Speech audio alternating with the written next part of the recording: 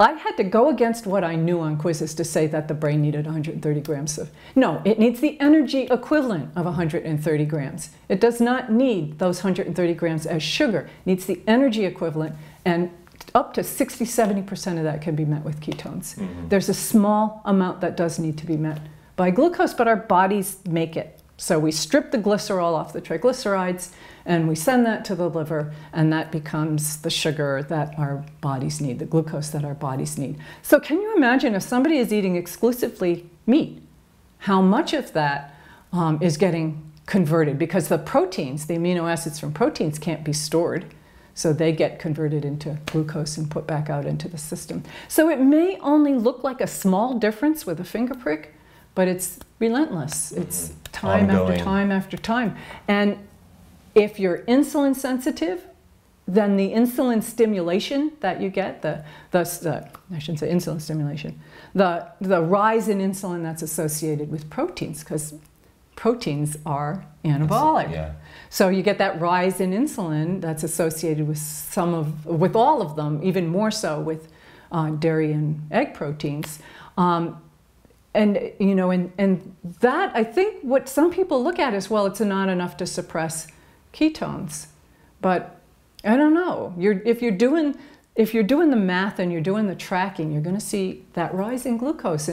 And so when I compare like a classic ketogenic diet with like a modified Atkins or a more liberalized ketogenic diet, and I see that there's about 12 milligrams per deciliter difference between the average of those two diets, I go, well, that 12 milligrams per deciliter may mean the difference between a brain tumor growing and a brain tumor not growing. It may not mean much in the, in the carnivore world, but as far as the cancer goes, it might mean the difference between the tumor staying stable and the tumor growing. So and also the glutamine. The glutamine issue is huge in cancer, and that's my fear about that movement, is that, okay, you got to nuance it for cancer. You know, you have to nuance it for people who are older. You have to nuance it for people who are buying poor quality meats, or, you know, living on. I talked to one guy just yesterday, and he said, "Yeah, I see.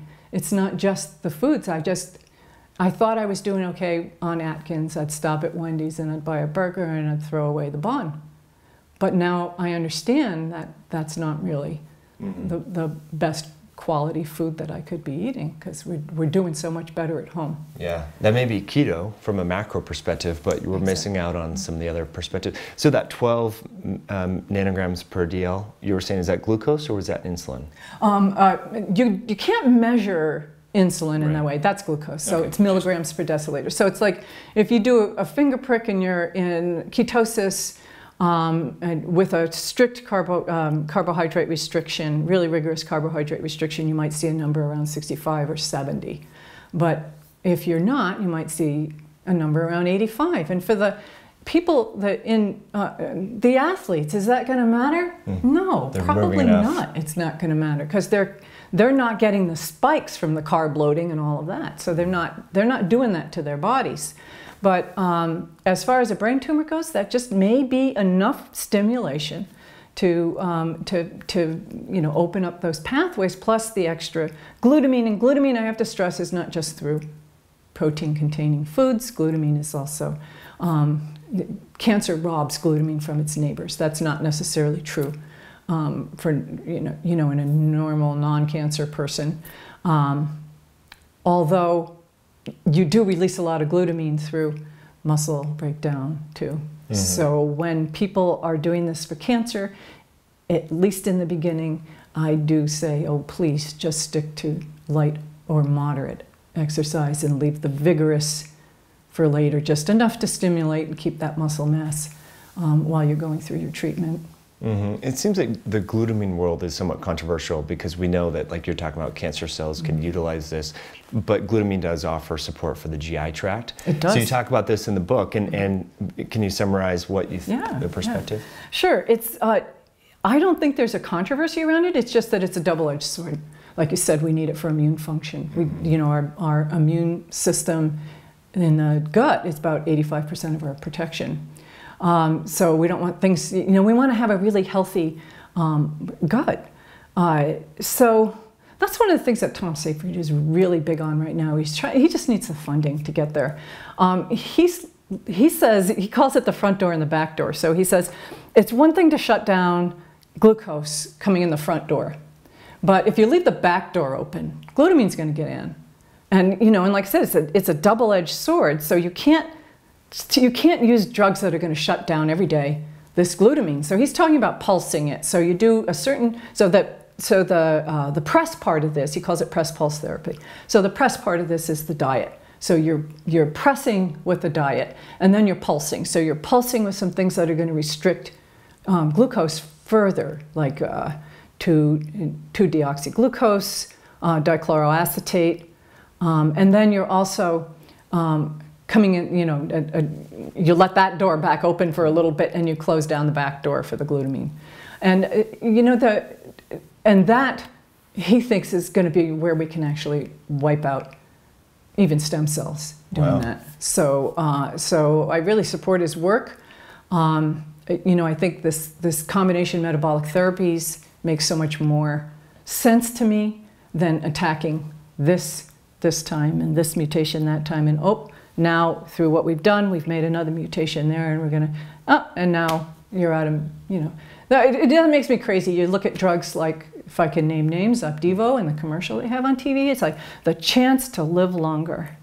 And it's like, it shows like a happy couple enjoying their grandchildren in the park. And, you know, okay, so maybe you get I think it's 2.5 months, so, you know, added survival benefit, as median survival, added survival. But a lot of that time you're dealing with, you know, this thyroid that's going crazy, and you're in the bathroom most of the time with diarrhea. So it's, yes, it's a chance to live longer, but don't dupe people with this stuff. You know, it's not going to give you years more of life. And so, and once that's done, and you're not responding to that anymore, then where do you go? If you haven't addressed the underlying cause of this imbalance, of this, you know, this formation of mutations, the inflammation and the insulin resistance and all the things that contribute to that, if you haven't addressed that, then, you know, you're not going to come out on it. And I'm not saying that keto is a cure for cancer. As a matter of fact, I always tell people it's an adjunct therapy, unless you're on a watch and wait protocol. Some low-grade brain tumors and some other cancers are on a watch and wait protocol. And which cancers seem, in your research and working with the clients, seem to respond most favorably to keto? That's another question. Thank you. I get to ask that a lot. People think it's only good for brain cancer, and I'll tell you why. Because it's so dramatic in brain cancer. Like I said, in 3 months, we could see MRI to MRI. We could see, I was telling you that before, we could see the difference in our son's MRI. This one, explosive growth and metabolic activity, lit up like a Christmas tree. This one all calmed down, shrunk back, quiet. So in that case, it's a really dramatic. You can see it. And one of the reasons brain cancer has such a poor prognosis. So, you know, if you're living longer than the median of 14.5 months, then yeah, wow, you might have done something a little different. And most of the people I work with brain cancer are living well beyond, like 6 years, 4 years. I mean, I can think of, it's not just onesies and twosies. I'm thinking of people that are way out from their diagnosis.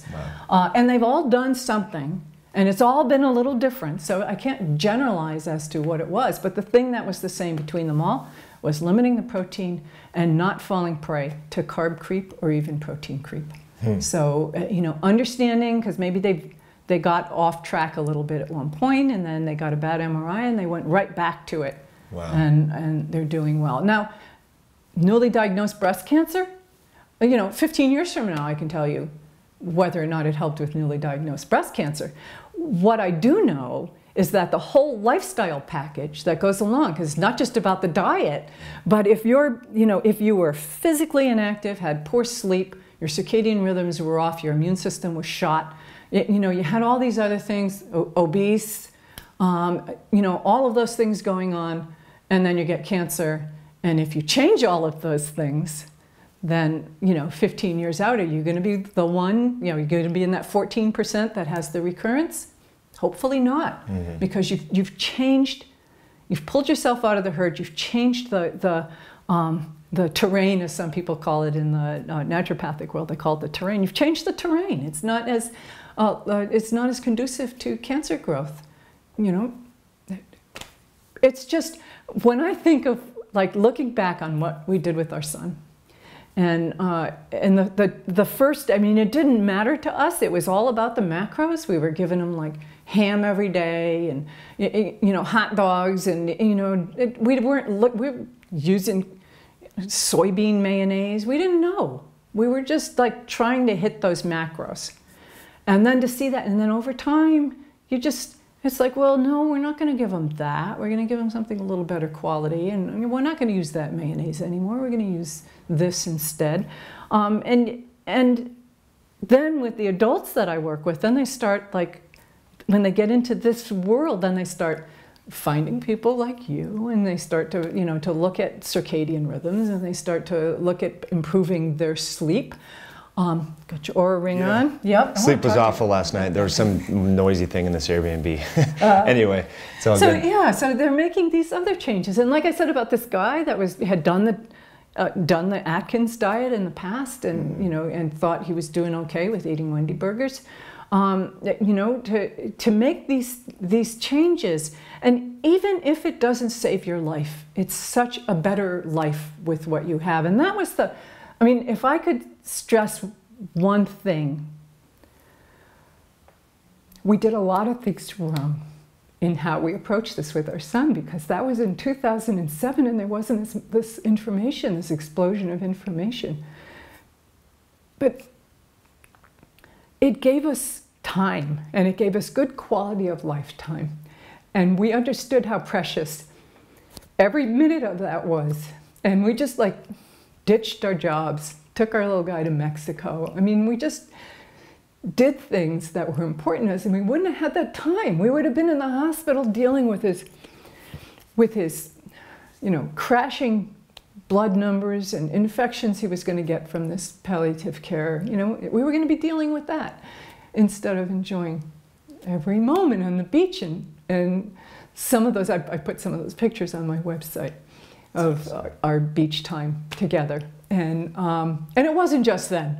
I mean, it was even local here. You know, he could ride his bike again, and you know, go to the farmer's market. He could interact with people. All those things were out the window when they wanted to move him to palliative care. So, yeah, the quality of life we had, and we kicked the can down the road an amazing 6.5 years. That's amazing. Yeah. Congratulations on that. Yep, there was nothing else that was going to give us 6 years. So when you say what cancers it's going to work for, okay, that's one right there. And the others, time will tell. And also we need research, because I believe that there are a few cancers out there that we may not be helping at all. That was going to be my next kind of follow-up question. We know cancers are very thrifty and can evade immune responses and all that. It seems reasonable that some cancers can maybe use ketones as a fuel to thrive. Yeah. Do we know yet which cancers, or is that? We have some cell studies, and we have some beginnings of some animal models, like with the V600E mutation in melanoma. But then if you look at having done the diet with people with or without that mutation, you know, sometimes you don't see a whole lot of difference. So are there other aspects of the diet besides the ketones that might be beneficial, like, you know, the insulin, the glucose and insulin being lower, and the, you know, the improvements in immune system function and other things that go along with this, with a healthier ketogenic plan. And so maybe for those people, just moving to the point, like a very low level of ketosis, a nutritional ketosis, really low level. So they're burning fat, but not necessarily creating a lot of ketones. If the cells, like in that particular case, it looks like this, in vitro anyway, they can use ketones. Mm-hmm. But in a living system, when you take a cell and it just is separated out, things that are, and they manipulate the environment, you know, that's going to be different than when they start to move it into the system. But it did concern me, because they did see the same effect in the mouse model. Mm-hmm. So we need more research. There may be other cancers too. And again, that's V600E. It's a specific mutation that's seen in melanoma, and it's also seen in in a couple of other cancers, you know how it's like, okay, we find this pathway and we'll target this pathway. So it's like they do this gene testing so that they can take off-label drugs and, you know, use them. If they were approved for, like Avastin's never been approved for brain cancer, but it's used for brain cancer and shouldn't be used for brain cancer.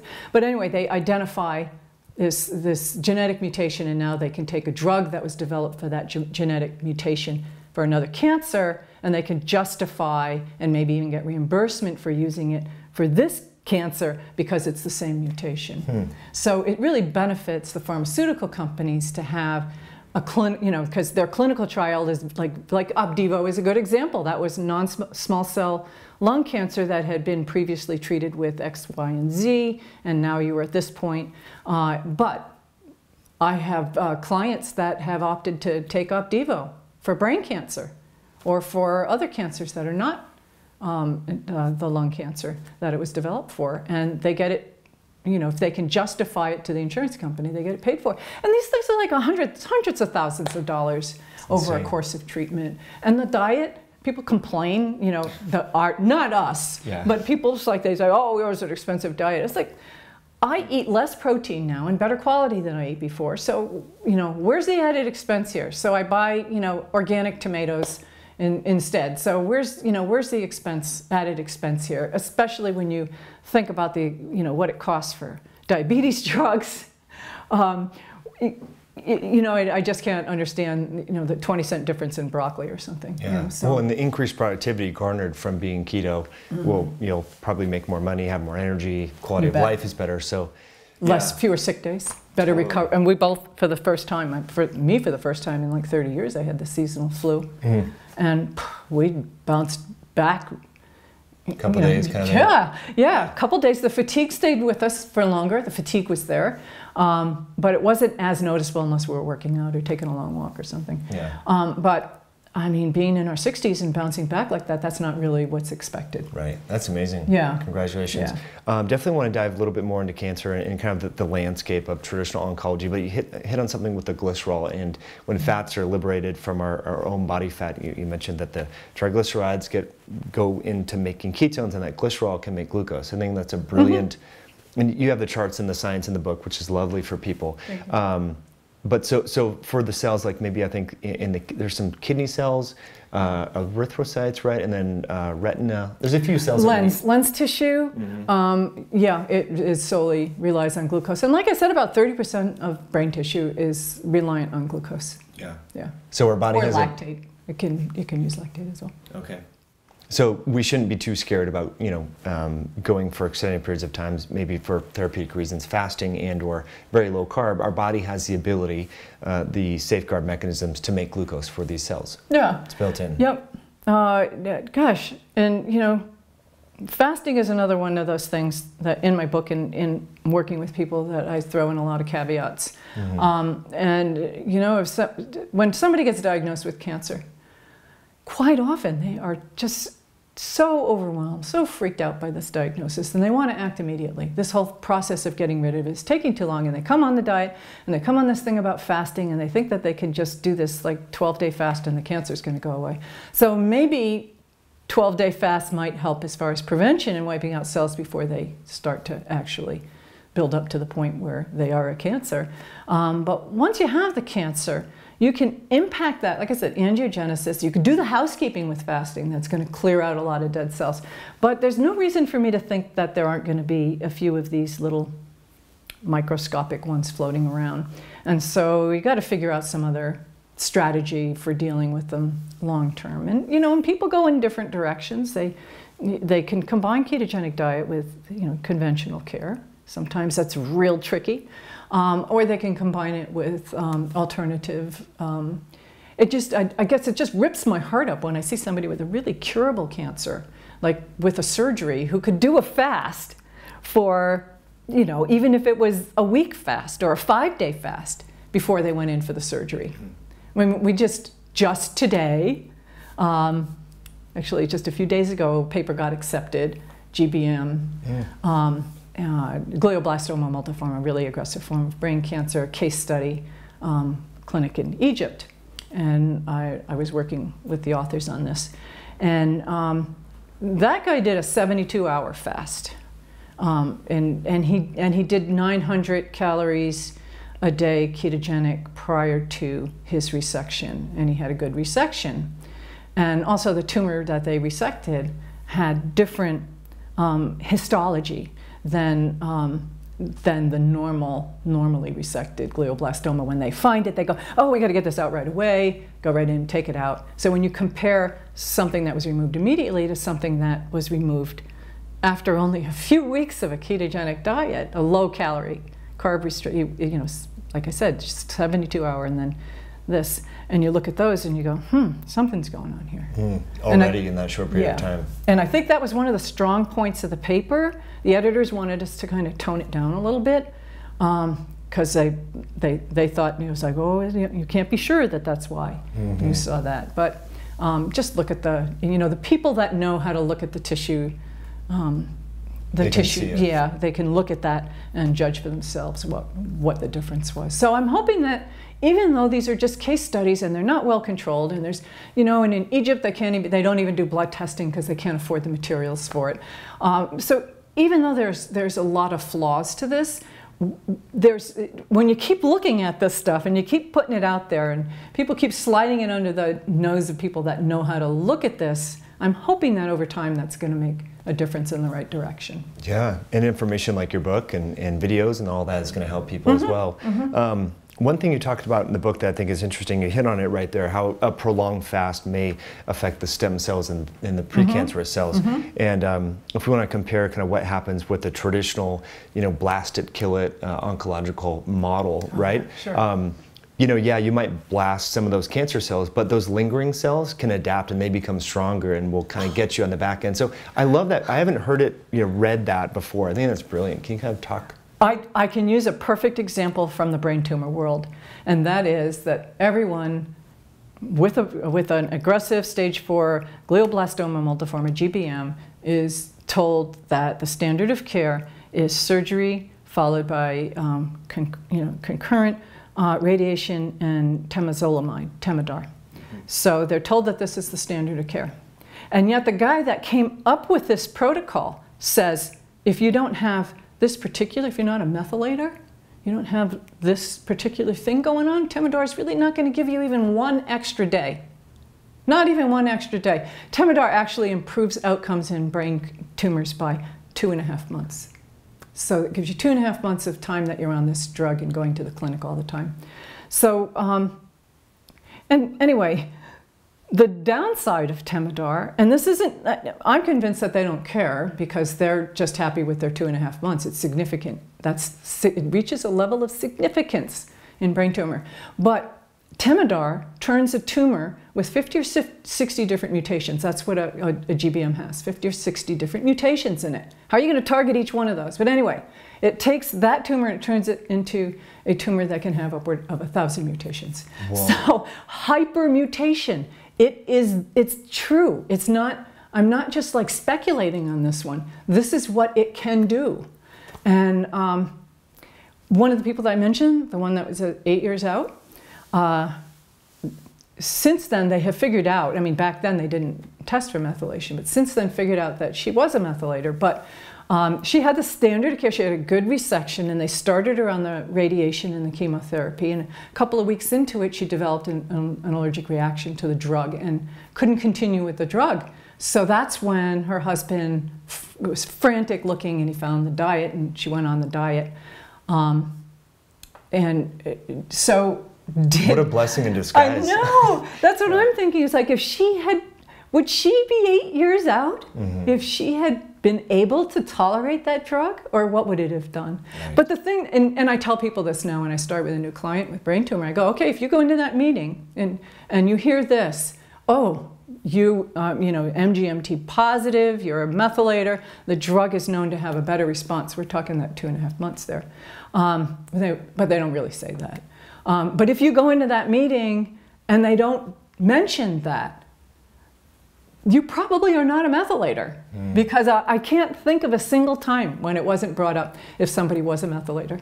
or there's another mutation that's common to the IDH1 mutation. But the Temodar is, that 2.5 months, significant in their world. Put the blinders on. We're going to do Temodar. And these other people aren't going to benefit. So you might as well, right from the start, and I've gotten much more vocal about that. It's not just nutrition I talk about with people. I will put myself on the line on this stuff, I guess because nobody was willing to put themselves on the line when we were going through it. But what are they going to do? Get my little house here in Montana? I don't know. So I will talk to people about that. And it's like, right off the bat, why put yourself in the possibility of the situation? Ask them for another protocol. Ask them. Push them a little. They will come up. If they know that you're against the Temodar, they will come up with another protocol for you. I think when it comes to surviving cancer, there's a mentality shift that needs to occur, and you talk about it in the book, and you just articulated it there, is that you need to become your own, your own practitioners, or make sure that the doctor's listening to you as well and do your own research. Because I think, I don't know, I can see how having the diagnosis would be very disempowering. It would affect your self-esteem, and you would just want to let the expert do. They're the expert. It's like someone, contractor building a house. Like, you don't know anything about it, but you're saying, no, you need to really kind of challenge the status quo a little bit. And, that's kind of a new construct when it comes to navigating the medical system. For a long time, we've put doctors up here and whatever they say we do. So is that a big part of?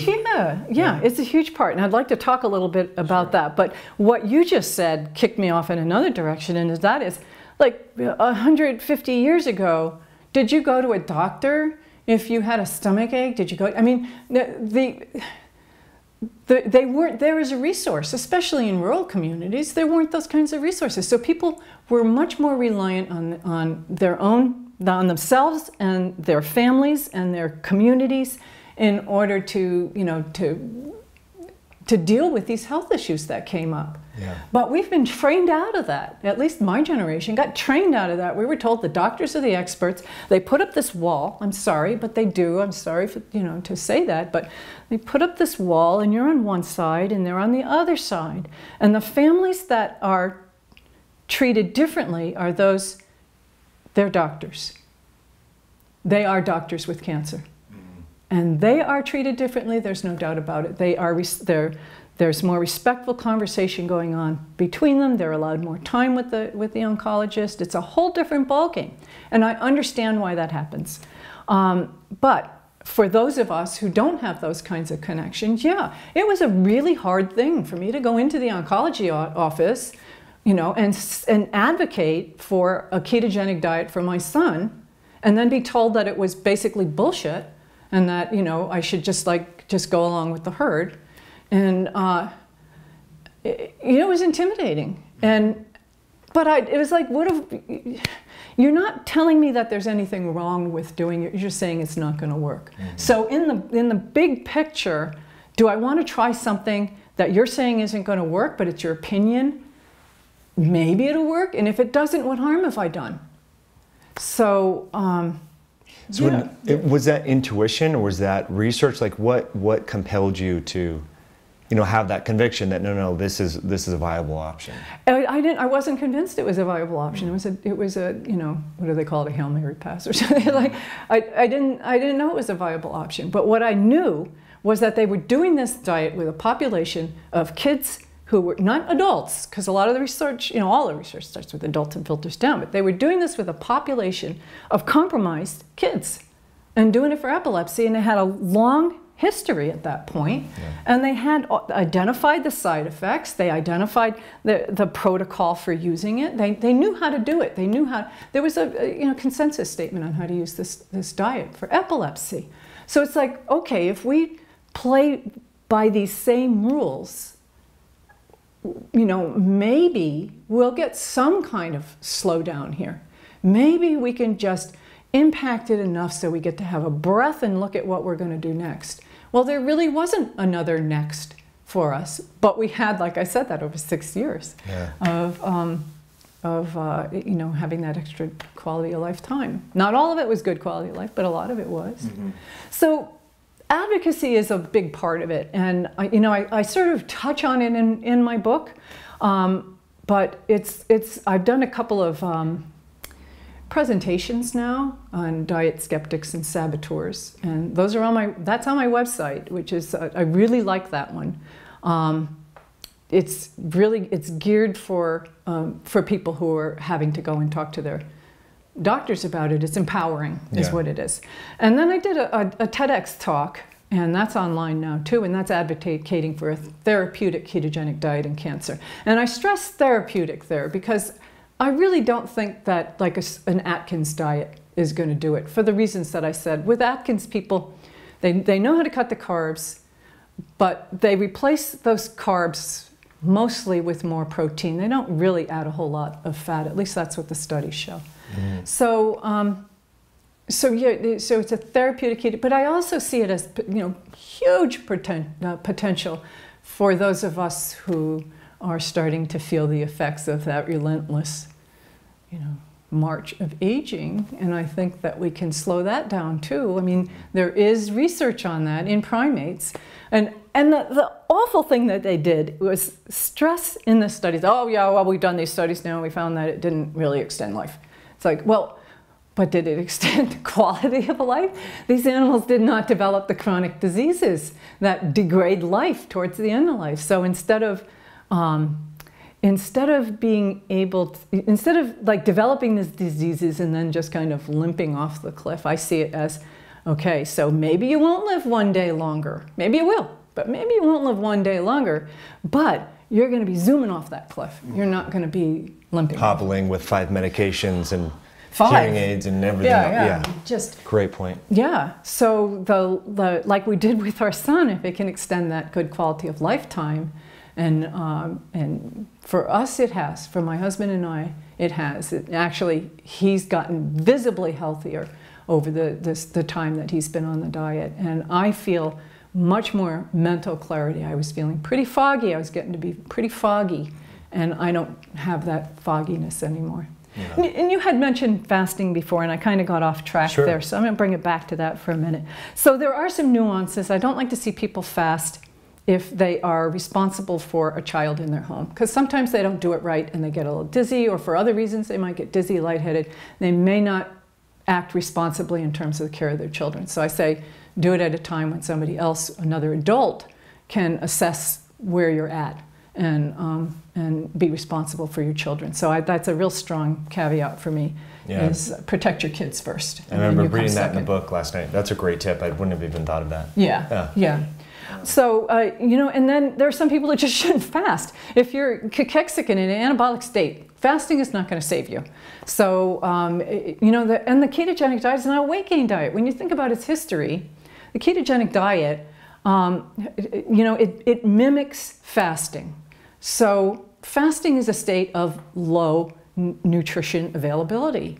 So by packing in, by stuffing yourself with fats and getting, you know, to try to gain weight, you're not really, you know, you're not really taking advantage of that evolutionary adaptation that we have. So, so if somebody's coming to me with really low weight, I'm going to recommend against fasting. We're going to do intermittent fasting with a wide window, and we're going to carefully control the kinds of fats that they're taking in, and we're going to look at, you know, cutting carbs. We just look at the big picture of, you know, how else can we impact? If we can't do it with ketogenic, strict ketogenic right now, can we move you closer to it and just really clean up what you're eating and clean up all the other lifestyle stuff at the same time? So I think it's really interesting, and I'm very grateful to Longo for the work that he's done on the fasting mimicking diet. I personally wouldn't want that diet. I could design my own for a lot less money, and it would be better quality foods, and I wouldn't have the synthetic vitamins in it. It has a place in the world of people following standard diets who are wanting to improve metabolic health or to fast around chemotherapy. Then it's valuable there if they're not going to do ketogenic, but ketogenic is so much more powerful. So right now I've been working with some people, and I'm just doing it like onesies at a time, and I'm going to sort of develop a better protocol for it. And it has to be flexible. Like this one woman in her 70s that I'm working with just came off a 5-day fast, and but she did it with, she knows how to do it. And she did it with 500 calories a day of good quality fats. And she identified the one fat that did raise her glucose more than she wanted it to in that 500 calories a day. So it's a modified fast, but that's what the fasting mimicking diet is too.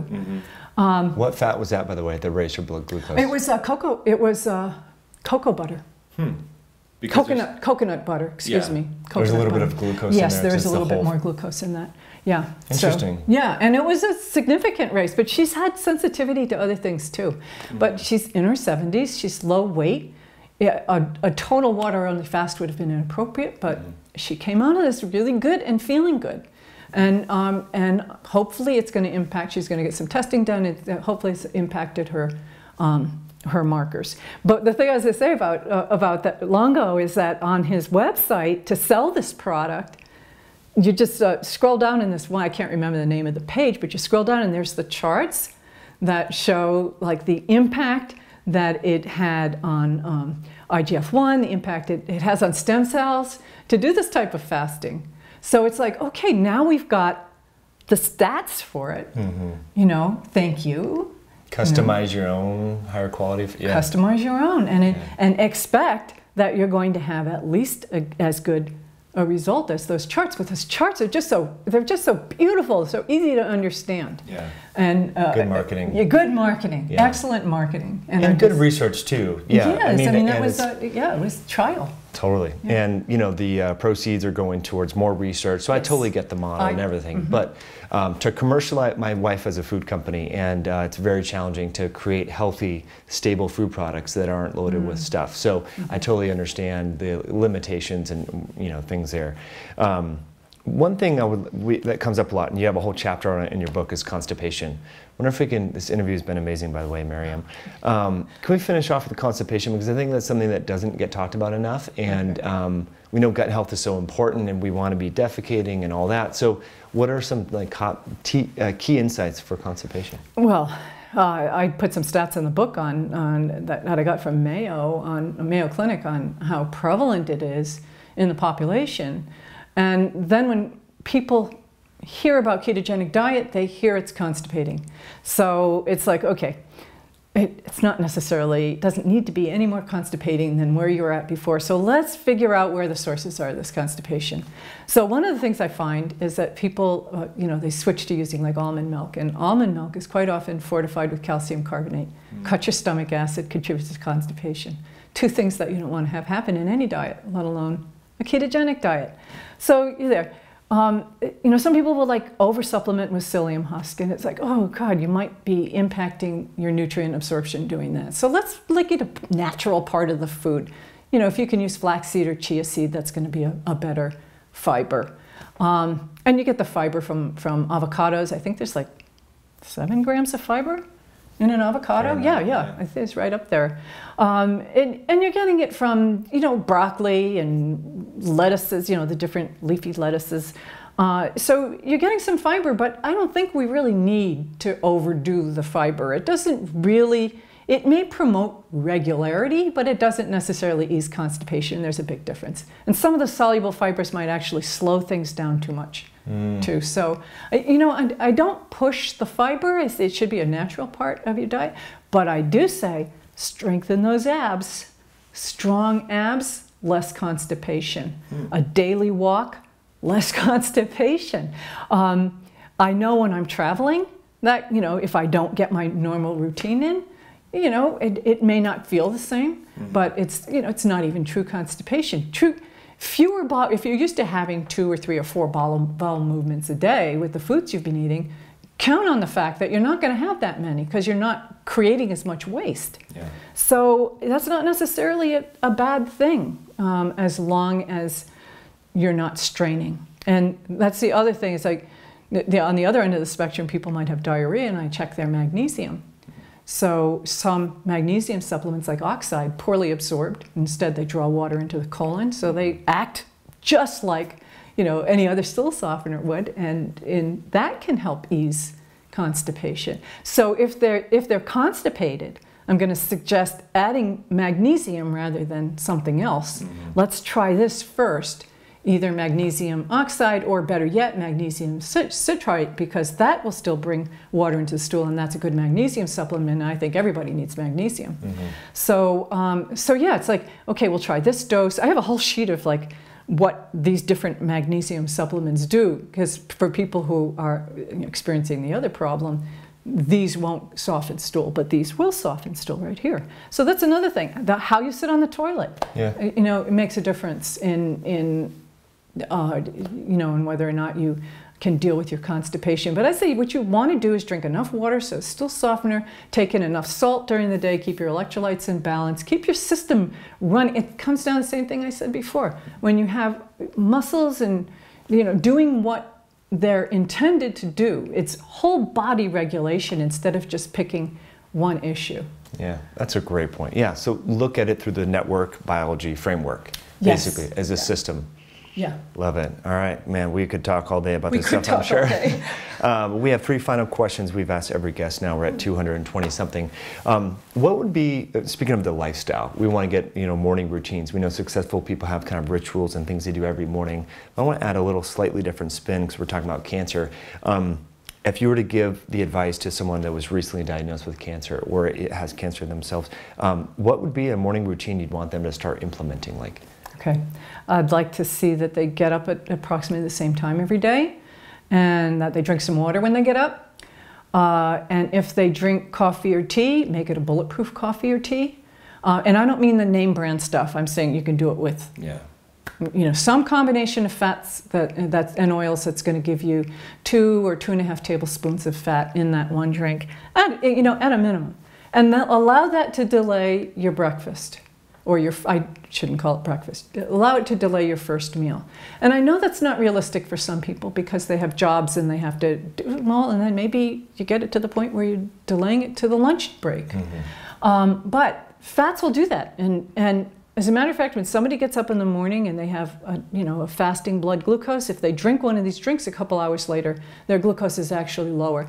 In the absence of having any carbohydrate or protein, it's just the fats in the drink. And so then, you know, have that meal with about half of the protein you're going to have for the day, and then maybe a mid-afternoon snack, maybe not, and then another meal, and quit eating.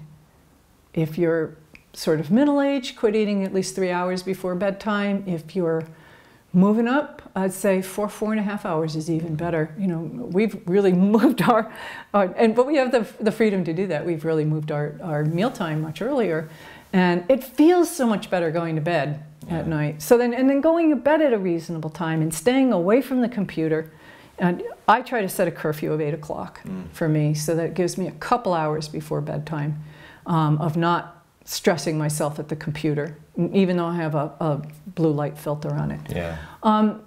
And just, I think not everybody's built for meditation, but everybody can follow their own breath. Everybody can sit in a chair, even if it's just for 3 minutes, and follow their breath. And it really calms down the autonomic nervous system.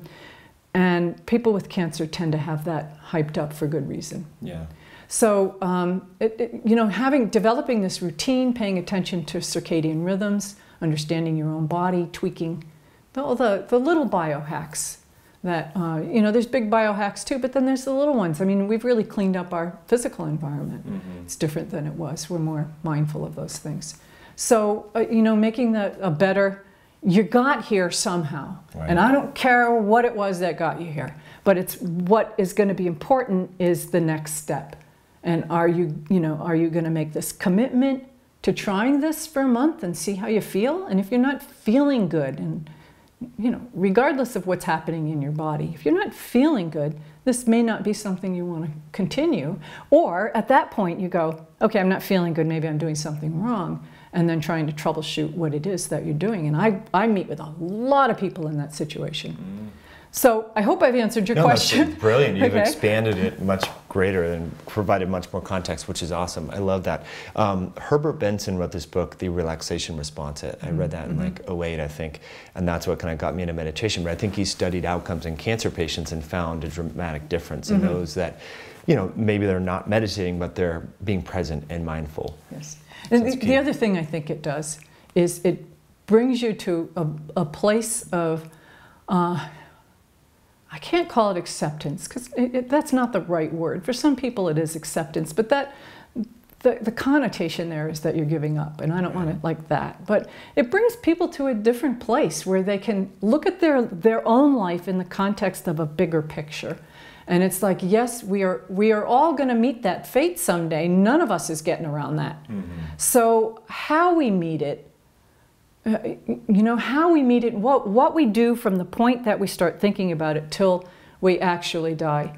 I know, for one, I'm much less afraid of my own death. I'm much less concerned about mortality, having watched what my son went through. He died in our arms. And it's like, there's a lot worse ways to go than dying in the arms of the parents that love you. Mm-hmm. So,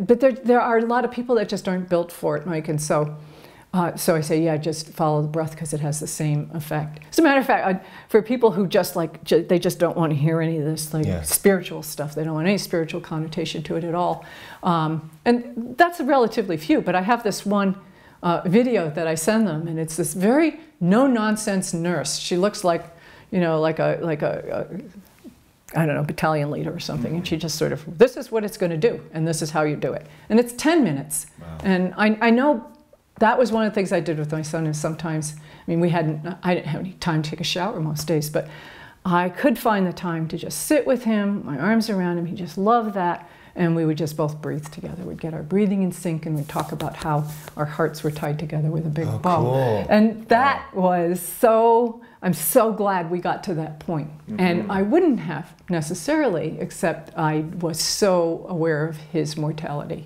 Yeah. Gosh, that's amazing. That's the whole HeartMath Institute talks about that coherence between people. Mm-hmm. Mm-hmm.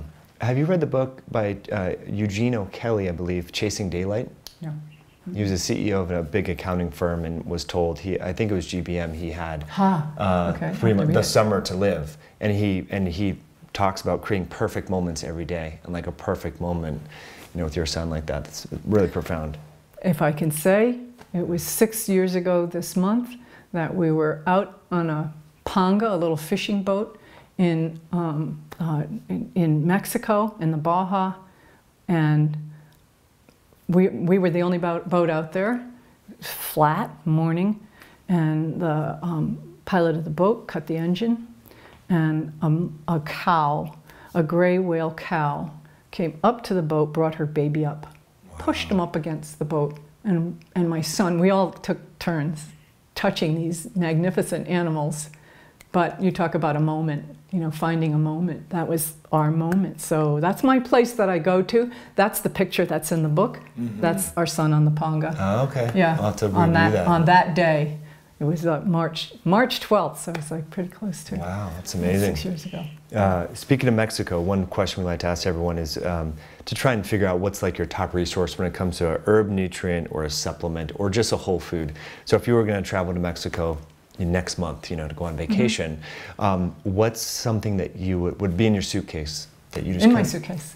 Well, we actually do travel, not this year, but we have traveled. We had a place down there for a while. Mm-hmm.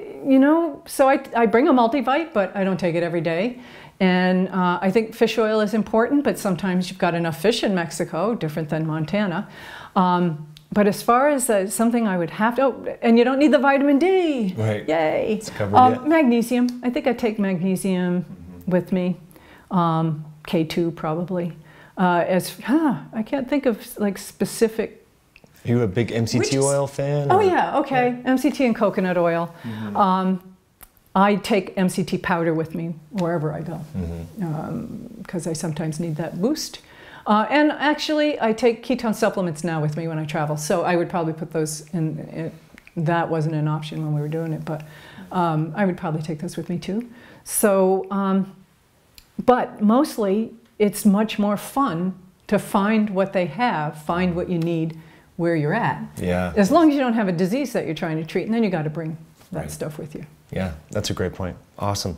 So final question here. If you were in an elevator ride with a parliament member, a politician, and thinking big picture, they turned to you and said, Miriam, I'm going into a meeting right now to help my constituents. You know, we're talking about improving the health of our folks. What's like the highest hit rate lifestyle or nutrition tip that you would want them to know? Nutrition tip? Mm-hmm. That we have grown, you know, we've been raised in an environment with too much sugar and too many refined carbohydrates, and we have come to see this as normal. So the small changes that we've made, the incremental changes that we've made in our guidelines over the last couple of decades have not been very helpful, and we need a sea change. We need a completely different way of looking at this. We need to turn it upside down. Love it. And if they said, okay, what's the first thing that you'd want to change? I mean, the guidelines in particular, or consumption patterns? Like, do you think there's nutrition, toxins, you know, that you mentioned computers at night? What has the highest hit rate, you think? Well, as far as the nutrition guidelines go, if you're talking lifestyle, that's a whole, then that's a package, and we've just got to get it out there, what we feel are like the best tips. And I've kind of summarize them a little bit. But as far as the nutrition goes, it really is just dialing back on the market responds to the needs, to the wants of the people. And we see that. The guidelines said low fat. People decided low fat. The industry responded with low fat and added sugar. Yeah. So the problem that I have with sort of a universal nutritional thing is if people are not going to cut back on carb, or if they're going to not understand what it is, so better education is key. If they're not going to understand that carbs are in bread, that carbs are in sweet potatoes, if they're not going to get that, if they're not going to understand that, then there's a danger in going too high in the fats. And I just think some education on the quality of fats. We just need better education. We need fewer registered dietitians and more nutritionists who understand the bigger picture and are not run by the industry. And I think that's where we're at with, you know, with having the CNS instead of an RD. There's a lot of really good RDs out there. I don't want to downplay that, but we were allowed to think differently, whereas registered dietitians are, even if they believe that this is helpful, they're just not allowed to think differently, or they're going to be ostracized by their profession. And I see this. I mean, you've seen it. We just have to look on in our own friends and colleagues and see the impact on people as individuals for straying from their what the herd believes. Yeah, exactly. Think for yourself and customize. Tinker and test. Tinker and test, I like that, yeah. So I borrowed that from Jimmy Moore. He talks about that a lot.